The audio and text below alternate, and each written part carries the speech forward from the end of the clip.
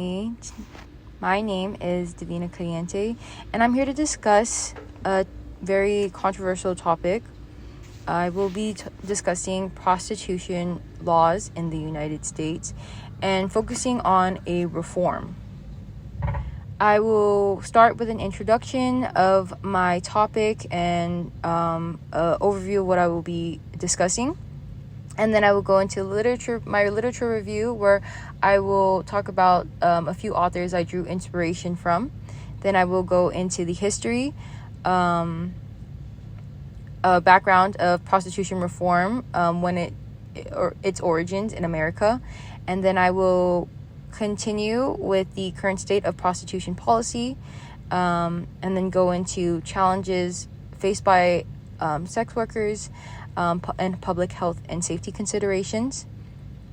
And then I will go over future recommendations and my overall discussion of my study. And finally, my conclusion.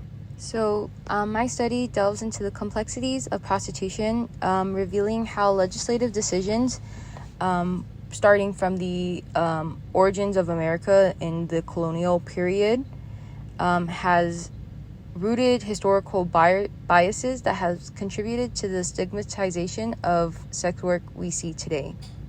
The significance of this research lies in the potential to contribute a paradigm shift in how society perceives and legislates sex work. So prostitution is often referred to as the world's oldest profession and has been a consistent subject of intrigue throughout history. Its roots trace back to ancient civilizations dating as far as 2400 BCE, and its evolution in American history has been very dynamic and complex. Advocates for change have championed diverse principles from religious devotion to individual freedom, and here, by acknowledging the deep-rooted societal biases that have been embedded in past laws, I aim to showcase why we should adopt a more progressive and rights-based approach, which is mainly so that we can create safer environments and protect the rights and health of those who choose to engage in this career. So some key terms I would like to discuss that I mention frequently in this text is sex works, what a sex worker is, and the criminalization model. So in context of this study, sex work refers to the consensual exchange of sexual services involving sexual acts between adults who receive some form of payment with the specific terms mutually agreed upon by the seller and the buyer. And a sex worker, in the context of this study, refers to individuals, regardless of their gender, who are 18 years or older and engage in the consensual exchange of sexual services for money or goods, whether on a regular or occasional basis. And finally, criminalization model pertains to the act of forbidding consensual adult sex work and imposing legal penalties. This prohibition manifests in various ways across countries, typically involving a combination of the following, which are laws criminalizing the sale of sex by consenting adults, encompassing statutes on solicitation, with imposed penalties on sex workers themselves. So now discussing my literature review. Some works that I drew from is Catherine McKinnon's Prostitution and Civil Rights. She offered a powerful critique on the profound disparity between the promise of civil rights and the reality that sex workers are denied of. In her investigation, she links prostitution and civil rights acts as a fundamental critique, urging the society to face injustices that continue to harm women involved in prostitution. I drew from her work as my study is very similar, as I am advocating for the rights of sex workers. Another author that I drew inspiration from is Ruth Rawson. She offers insightful analysis in her book, The Lost Sisterhood. Through her historical examination, it unveils the interplay of gender and class in the lives of female prostitutes. She shed light on the agencies exercised by both prostitutes and reformers within societal constraints. Her research provides valuable historical dimensions to inform our understandings of prostitution and its reform. Other works I drew from is George Scott. In his work, he asserts the necessity of a comprehensive study on prostitution without the bias of a reformer or moralist, as well as Esselstyn. In her discussion, she examines individuals involved in prostitutions and underlying factors that influence prostitution. So now we will go into the history of prostitution in America. I will start with what was the need for government regulation in prostitution and what events took place that caused government to react or become involved. So as sex trade expanded with the involvement of merchants and sailors and single females that found sex work to be financially advantageous, the initial law against brothels established in 1672. This was due to communities beginning to express concerns about the growing presence of night walkers and brothels. As we don't really use this language anymore, night walkers refer to prostitutes at the time. So later in 1787, the state empowered counties to establish penal institutions under the Vagabond Act. This act targeted an array of individuals who were deemed idle and disorderly. This included rogues, vagabonds, jugglers, common pipers, stubborn children, common drunkards, and those who used lewd and lascivious speech and behavior. This legislative framework, while seemingly broad in scope, marked a crucial turning point in the regulation of sex commerce. Criminal sanctions became the tool of choice to control and manage what was perceived as a societal disorder. The consequences of this approach were far-reaching, creating a distinctive environment in which sex trade in American cities would evolve. Since there were no statutory prohibition against prostitution specifically, the laws, or lack thereof, provided law enforcers with extraordinary latitude. Because prostitution was not explicitly prohibited, this led to a dynamic where law enforcers engaged in what can be described as unofficial regulation of prostitution policy. Notably, during this era, prostitution had several definitions, not only pertaining to eliciting sexual acts, but if a woman were publicly drunk, yelled at, or acted unladylike, they could be labeled as a prostitute. One form of prostitution was the legal and systematic sexual exploitation of female slaves. Though this form of prostitution differs from commercial sex through a matter of consent, this is worth noting as indentured employees or slaves could not consent to these sexual activities yet. Individuals were actively giving sexual acts for a free fee. And due to this matter, prostitution was labeled a lower class responsibility. Furthermore, by the 20th century dawned with the progressive era came concerns about white slavery, which referred to the coercion of unwilling individuals into prostitution. In response to this, the federal government enacted the White Slave Traffic Act of 1910, also known as the Mann Act, which criminalized the transport of females for prostitution across state or international borders for immoral purposes. Now, this act was intended to hinder the transportation of sex trade. However, due to the law's vague language, the Mann Act had the potential to be used for purposes beyond its original intent. For example, the Mann Act was used to prosecute interracial couples involved in consensual sexual relations. This misuse fueled criticisms and highlights the potential for legislation to be weaponized against marginalized groups.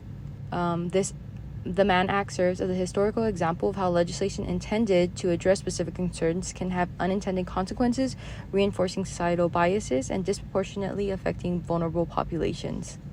Now, transitioning to the present, we'll discuss the current legal framework in the United States regarding prostitution laws. Today, the term sex work encompasses a diverse spectrum of sexual labor, encompassing occupations such as camming, exotic dancing, phone sex, and prostitution, among others. While certain forms of sexual labor are subject to regulation, others face criminalization. In the United States, prostitution remains criminalized across all states with varying degrees of enforcement and penalties. Nevada stands as the only exception among the states in the United States, being the only state where some forms of prostitution are legally permitted. The state of Nevada's distinct approach can serve as a notable point of reference that contributes to the broader exploration of possible alternative legislative models and their implications for public health, safety, and rights of sex workers. Due to America's criminalization approach for prostitution laws, sex workers face many challenges, such as health risks due to the lack of access to health care and unsafe working conditions. They also face discrimination and social stigma or moral judgment, and they lack protection and face other legal issues due to the criminalization. Furthermore, several empirical studies have indicated a strong correlation between sex work and the spread of HIV and AIDS, highlighting that criminalization of sex work often pushes sex workers into more hidden and dangerous spaces, reducing their likelihood of accessing essential health services. Now our focus then shifts to the impact of prostitution laws on public health, exploring how reform can enhance safety and mitigate the spread of sexually transmitted diseases. In a 1982 study conducted by the Metropolitan Sexually Transmitted Disease Clinic, where they observed syphilis cases among minority groups, their research highlighted that while the role of homosexual and bisexual men had been prominent in syphilis transmission over the past 2 decades, prostitution has also been a contributing factor. Notably, the increased prevalence of both prostitutes and individuals exposed to prostitutes were very consequential. I would like to highlight that when sex work is illegal, individuals engaged in this profession are compelled to operate covertly, away from regulatory oversight, and this lack of legal protection exposes them to heightened risk, including violence, exploitation, and health hazards. Now I'm going to talk about different approaches to HIV and AIDS prevention. Here I take the approach from an anti-prostitutionist and a comprehensive approach. Anti-prostitutionists support funding restrictions to HIV and AIDS protection, arguing that the idea of conducting effective HIV and AIDS prevention efforts among individuals who are engaged in sex work is unfeasible while simultaneously condemning prostitution. They take a moral opposition to prostitution and a strong stance against individuals who are engaged in this industry. Whereas a comprehensive approach takes a non-judgmental stance and advocates for a pragmatic intervention strategy that prioritizes the health and safety of sex workers. By refusing to fund prevention initiatives, there is a risk of exacerbating health risks and perpetuating the cycle of infection within the sex worker community and the general population. Adopting a more comprehensive approach is important to protect the lives of sex workers. Highlighting these two contrasting opinions show how they influence prostitution legislation and fosters a more open dialogue when we can see other viewpoints. Continuing, we will look at an example that illustrates the complexities and challenges embedded in our current legal system. In 2014, news stories nationwide brought attention to instances of police misconduct by revealing that a clause in Hawaii's legal statutes permitted law enforcement officers to engage in sexual activities with women involved in prostitution under the condition that they were acting in the course and scope of their duties. However, this legal exemption had been placed in 1972 and only gained attention in 2014 when lawmakers were considering strengthening the state laws on prostitution. Now, why is this case so significant? As it reveals a loophole in our legal system, one that permits law enforcement actions to contribute to the exploitation of sex workers. This lack of transparency and accountability is troubling and highlights a broader issue. It underscores how if laws are not carefully crafted and transparent, they can inadvertently perpetuate the exploitation and further marginalize already vulnerable populations. Furthermore, I want to discuss that this exemption shares similarities with the historical issues of the Mann Act. This parallel reinforces the notion that without clear and comprehensive legal framework, history tends to repeat itself, further perpetuating unintended consequences and reinforcing societal biases within the realm of sex work legislation. Now we move to potential solutions. The majority of countries adopt one of the 3 prominent stances on prostitution. So countries usually follow the legalization or decriminalization approach, or they'll take the criminalization approach, as mentioned before, which is the current status of the United States, or they will take the Nordic model approach in addressing prostitution. So the legalization generally refers to the regulation of prostitution through labor laws that legalize the majority of the following, like pimping, buying, brothel ownership, and the sale of prostitution sex. Decriminalization means removal of criminal and administrative penalties that apply specifically to sex work, creating an enabling environment for sex workers' health and safety.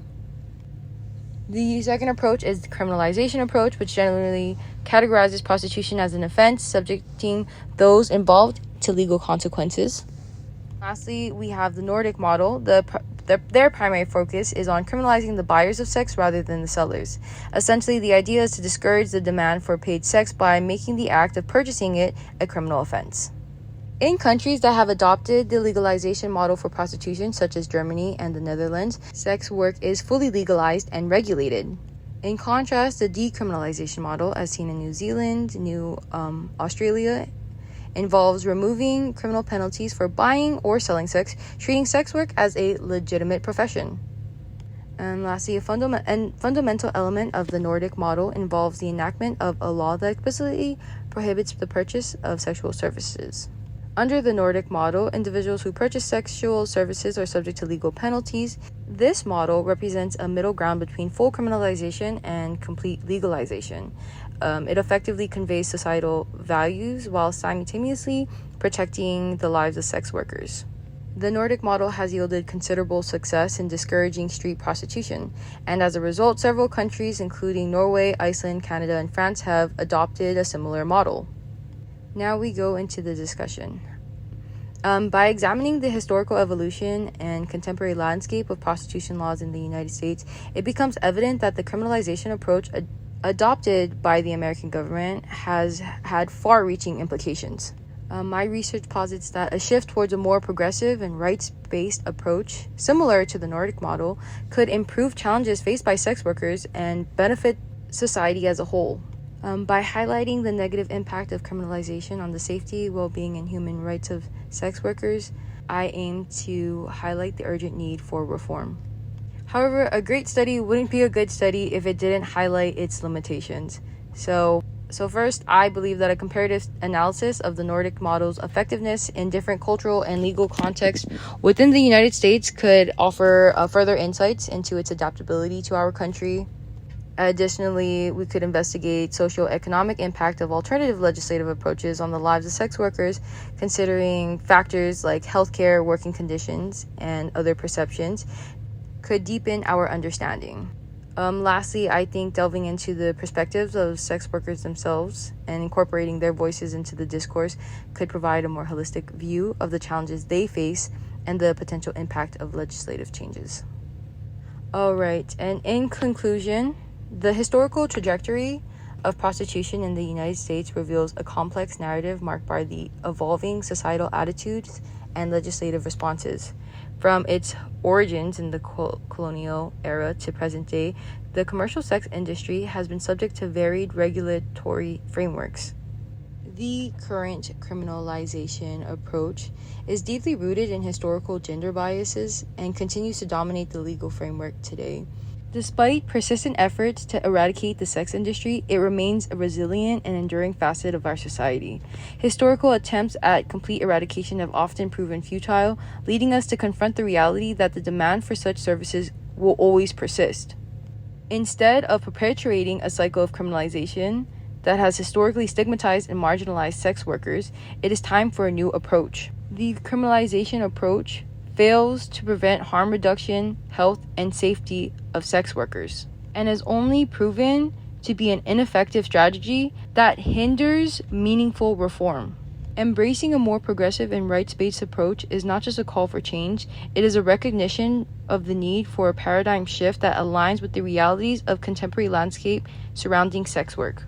The time for a comprehensive reform is now, and it is our collective responsibility to shape a legal framework that aligns with the principles of a just and compassionate society. Thank you so much. If you guys have any comments or questions, please feel free to leave it in the discussion box.